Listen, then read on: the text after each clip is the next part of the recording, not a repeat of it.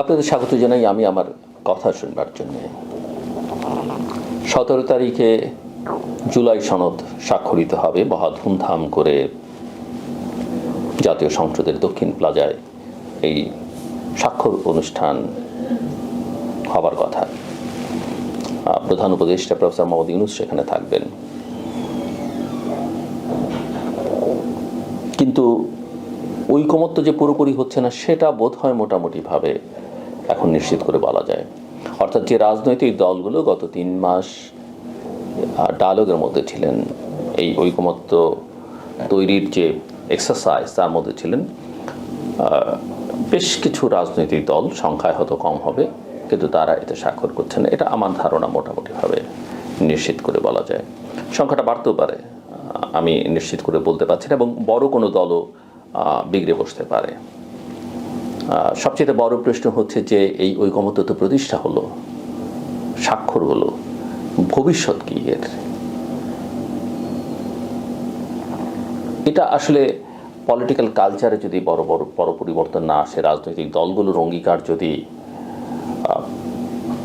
দৃঢ় না হয়, এইসব স্বাক্ষর টাক্ষর করে কিছু হবে না। তারপরে তো গণভোট, পিআর এইসব নিয়ে নানা বিতর্ক আছে। রাজনৈতিক দলগুলো নির্বাচনমুখী এটা বোঝা যাচ্ছে, কিন্তু নির্বাচন যে হবে সেটা নিয়ে সংশয় কিন্তু এখনো কাটছে না। ইতিমধ্যেই জামায়াতের পক্ষ থেকে বলা হয়েছে, জামায়াতের ডক্টর মোহাম্মদ আবদুল্লাহ তাহের অন্যতম নেতা, তিনি প্রশাসন যে নিরপেক্ষ নয় এবং এই প্রশাসন যে নির্বাচন যে ভালো হবে না সেটা কিন্তু বলে ফেলেছেন। এবং বিএনপিও আছে বড় বিপাকে। তার দীর্ঘদিনের মিত্র শরিকরা এখন যে পরিমাণ আসন চাইছে, তাতে বিএনপির প্রার্থীদের নির্বাচনে প্রার্থী করা যাবে কিনা সেটা নিয়ে একটা বড় সমস্যা এবং বড় সংকট দেখা দিয়েছে। সমাধান কি সেটা, কারণ ওই যে স্বচ্ছ রাজনীতি না করলে বা অবস্থানটা পরিষ্কারভাবে ঘোষণা করলে যে জটিলতায় পড়তে হয়, সেই জটিলতার মধ্যে পড়ে গেছে। বিএনপি যে অনেক কিছু বুঝতে পারে না, বা বিএনপির নেতৃত্বের কোথাও না কোথাও সীমাবদ্ধতা আছে। যেমন ধরেন, নির্বাচন কমিশন একটা বিধি করেছে যে প্রতিটি রাজনৈতিক দলকে তার নিজ নিজ প্রতীক নিয়ে নির্বাচন করতে হবে। আমি মনে করি এটা যথার্থ সিদ্ধান্ত নির্বাচন কমিশনের। আপনি একটা রাজনীতি করবেন, আদর্শের প্রচার করবেন, আপনার একটা প্রতীক থাকবে। আপনি সেটা না করে আপনি ধানের শীষ, নৌকা, দাড়িপাল্লা, লাঙল নিয়ে নির্বাচন করবেন, বা লাঙল কখনো নৌকা নিয়ে নির্বাচন করবে, এটা কখনো গ্রহণযোগ্য হতে পারে না। এর চাইতে ওই রাজনৈতিক দল না করাই ভালো। কিন্তু আমরা জানি যে আমাদের ছোট ছোট রাজনৈতিক দল সবাই ওই প্রতীক চায়, কারণ নির্বাচনে তো প্রতীকের একটা বড় ভূমিকা আছে। কিন্তু আমি লক্ষ্য করলাম আবার বিএনপির কোনো নেতার কথা শুনলাম আমি মাঝখানে, যে তারা বলছেন যে আগের বিধান ঠিক ছিল, আগের বিধান হলো, তাদের আপত্তি নেই। তাহলে বিএনপির উপরে যে ধাক্কাটা এখন দেখা যাচ্ছে, ধাক্কা তো আরো বাড়বে। সো আমি আসলে অনেক সময় বুঝতে পারি না এই রাজনৈতিক নেতাদের, এই রাজনৈতিক দলগুলো, আমার না বোঝায় আসলে তেমন কিছু যায় আসে বলে মনে হয় না। বাট তারপরও বলবার জন্য বলা। এনসিপি কি করবে? একটা খবর আমরা দেখতে পাচ্ছি অনেকদিন ধরেই, যে এনসিপি দ্বিধা বিভক্ত হচ্ছে। এনসিপি আসলে গোড়া থেকেই, বিশেষ করে এই ছাত্র নেতারা, অনেক ভুল ভ্রান্তির মধ্যে নিজেদেরকে জড়িয়ে ফেলেছেন। যদিও তাদের যে অবদান, যাদের যে হিরোইক ভূমিকা, সেটা আমরা শ্রদ্ধার সঙ্গে স্মরণ করি, কিন্তু শুরু থেকেই তারা বেশ কিছু ভুল সিদ্ধান্ত নিয়েছেন। যদিও আমি না জেনে বা আমি অনুমান করে, আমি এর আগেও কয়েকবার বলেছি যে তারা আসলে তাদেরকে পেছন থেকে অনেকে প্যাট্রন হিসেবে, মেন্টর হিসেবে বা গাইড করবার চেষ্টা করেছেন, বা তাদেরকে বিপথে পরিচালিত করেছেন। এদের অনেকে সরকারে আছেন, সরকারের বাইরে আছেন, দেশে আছেন, বিদেশে আছেন। এবং এই ছেলেরা যখন, বা এই ছেলেমেয়েরা যখন বিপদে, তখন আসলে তাদের পাশে কেউ দাঁড়াচ্ছেন না। নাহিদের কথা এটা মোটামুটিভাবে স্পষ্ট এনসিপি প্রধানের বক্তব্যে। তাদের পাশে তো দাঁড়াচ্ছেনই না, এমনকি তাদেরকে যে ভালো পরামর্শগুলো দেওয়া দরকার, আমার মনে হয় আসলে সেই পরামর্শ আমি বলছি বটে, কিন্তু সেই পরামর্শ দেওয়ার নৈতিক শক্তি ওই ব্যক্তিবর্গের আছে কিনা সেটা নিয়ে আমার যথেষ্ট সংশয় আছে। এবং এখন এনসিপি কি করবে?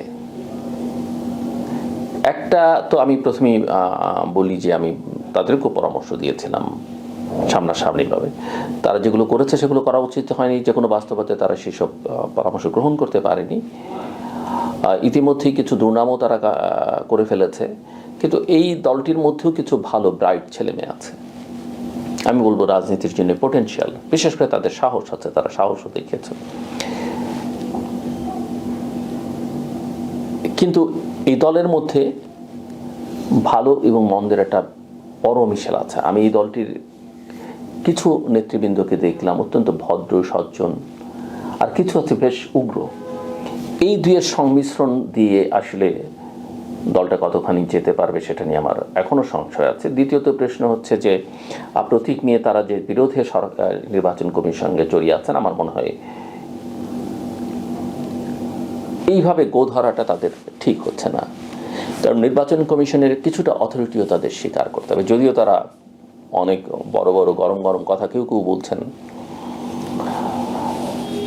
রাষ্ট্র একটা নিয়মে চলে, প্রতিষ্ঠান একটা নিয়মে চলে। আপনি অভ্যুত্থান করেছেন বা আপনি মুক্তিযুদ্ধ করেছেন বলেই আপনার কথায় সব চলতে হবে, সেভাবে আসলে চলতে পারে না।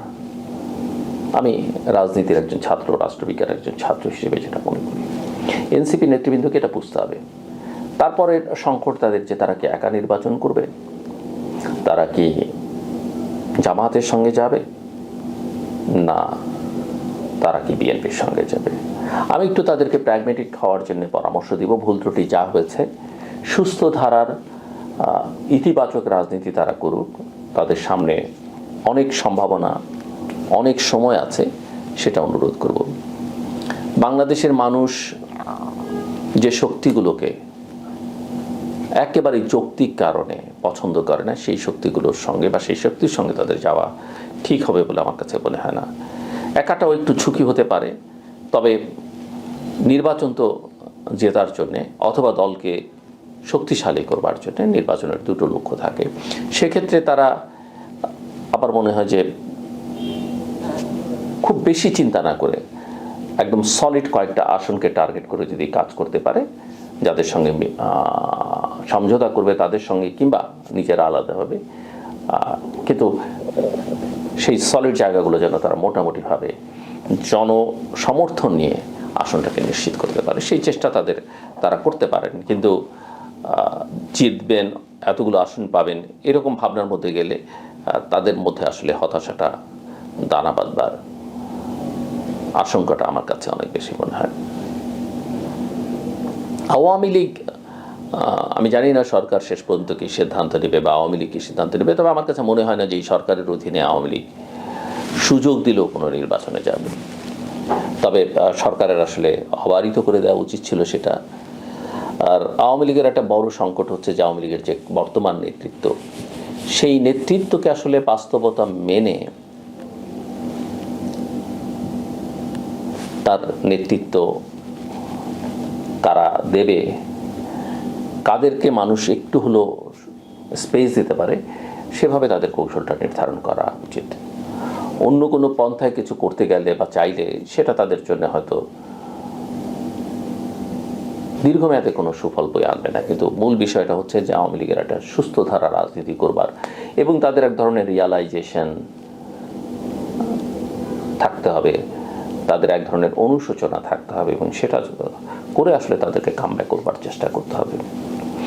আমি এগুলো বললে যারা ক্ষিপ্ত হন, আমি তাদের ক্ষিপ্ত হয় আমার কিছু যায় আসে না, কিন্তু আমি মনে করি যে দেশটাকে তো আমাদের আসলে ঠিক করতে হবে। Enough is enough. এই যে সেনাবাহিনীকে নিয়ে এত কথা হচ্ছে, সেনাপ্রধানকে নিয়ে এত কথা হচ্ছে, আমি মনে করি যে এগুলো অযৌক্তিক কথাবার্তা। কিছু কিছু বিতর্ক থাকলেও আমাদের গণতান্ত্রিক প্রক্রিয়ায় উত্তরণের জন্যে 2024, 1990 ও সেনাবাহিনীর ভূমিকা যথেষ্ট, এবং এই প্রতিষ্ঠানের একটা নিজস্ব আইন কানুন, নিয়ম কানুন আছে, যেটা আমরা সিভিলিয়ানরা চর্চা করি না, করতে পারি না।